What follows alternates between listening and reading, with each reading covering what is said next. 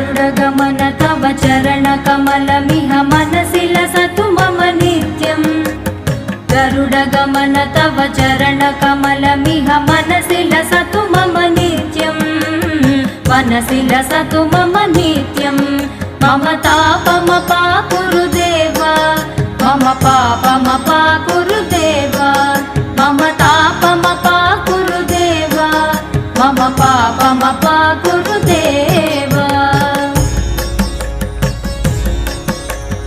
जलजनयन विधिनमुचिहरण मुख विबुध